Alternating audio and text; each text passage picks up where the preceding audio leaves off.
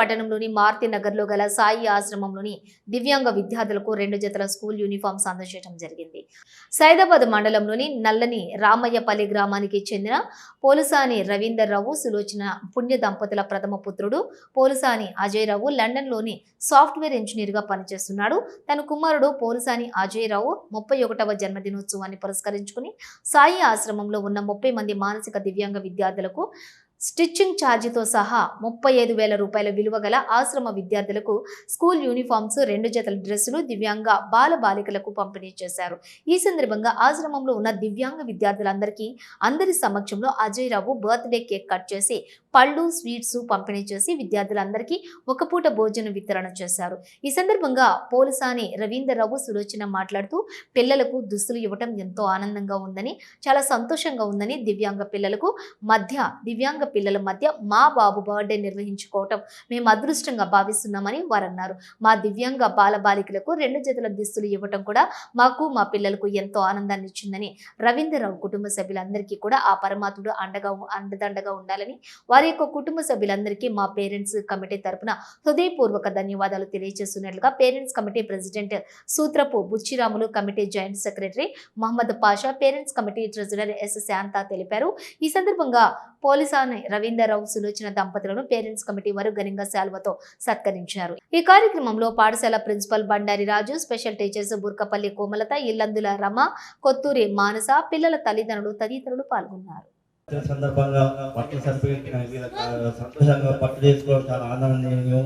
మరి అదే దివ్యపంగా ఈ విద్యార్థులకు అనేకమైనటువంటి సమస్యలు ఉండే, గతంలో ఈ యొక్క ఆశ్రమం పుట్టుబడి ఉండే, ఈ ఆశ్రమం ఎట్లా ఉండే అంటే ఒక పుట్టగొడుగులాగా ఎందుకు ఎక్కినటువంటి స్థాయిలో ఉండే, అటువంటిది ఈ రోజు పుచ్చిరాంశాలకు ముందుబడి దీన్ని ఒక దేవాలయంగా మార్చి తీర్చిదిద్ది మన ఇంటి పిల్లలకే మనం చాలా కష్టపడతాం. మరి ఇంతమంది పిల్లలకు ఆ సారు ముందుండి చాలా కార్యక్రమం చేపట్టి వాళ్ళను జ్ఞానవంతులు చేసి మంచి బోధన చేసి వాళ్ళకు అన్ని రకాలుగా పిల్లలుగా భావించి అనేక కార్యక్రమాలు ముందుండి మన పిల్లలాగే ఈ పిల్లలు కూడా తయారు కావాలి అనే ఉద్దేశంతో ఆయన చాలా కష్టపడి ఈ యొక్క ఆశ్రమానికి ఎనలేని కృషి చేసి ఈ ఆశ్రమం ఏ విధంగా ఉందంటే ఒకప్పుడు చాలా తీవ్రమైన పరిస్థితిలో ఉండే, అటువంటి దాన్ని సారు మంచి తీర్చిదిద్ది నందుకు చాలా సంతోషకరమైన విషయము. అందరు దీనికి చేతులిచ్చి అందరూ సహకారంతో ఈ ఆశ్రమాన్ని మంచి అభివృద్ధి కావాలని కోరుకుంటూ కొలతలు తీసుకెళ్ళారు మా పిల్లలకి. కానీ డ్రెస్సులు ఇచ్చడానికి ఎవరు ముందుకు రాలే. ఇక వీళ్ళు వచ్చిన తర్వాత వెంటనే ఇస్తా అన్నారు. శాంత మంచిగా మన పిల్లలకు డ్రెస్సులు వస్తాయి, ఇక మనకు ఏం బాధ ఉండదు అని చెప్పారు. చెప్పినాక ఇక వెంటనే అన్నయ్యకు సార్కి అందరు మాట్లాడుకుంటూనే ఉన్నారు. ఇక మంచిగా మా పిల్లలందరికీ డ్రెస్సులు ఎట్లా రావాలి అని అనుకున్నాం. సరే వచ్చినాయి, ఆ సంతోషం. గారికి సులోచనకి చాలా చాలా చాలా థ్యాంక్స్. మా పిల్లలందరికీ డ్రెస్సులు ఇచ్చినందుకు. అబ్బాయి కూడా మంచిగా పుట్టినరోజు చేసుకోవాలి. ఆయన పిల్లలు కూడా మంచిగా సంతోషంగా ఉండాలి. ప్రతి బర్త్డే మా స్కూళ్ళకి రావాలి, చేసుకోవాలి. మా పిల్లలను ఆనందంగా ఉంచాలి, మమ్మల్ని ఆనందంగా ఉంచాలి.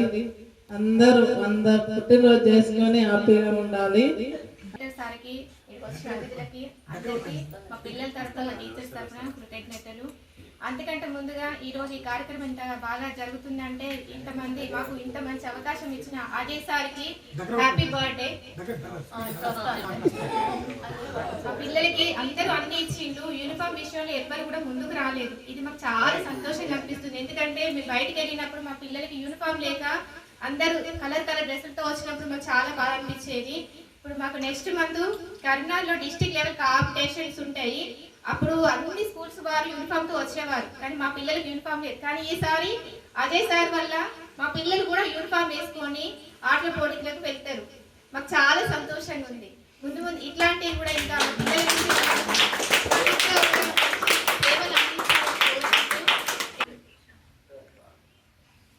రావు గారు పెట్టుకుని రావు గారు నేను పెడతాను.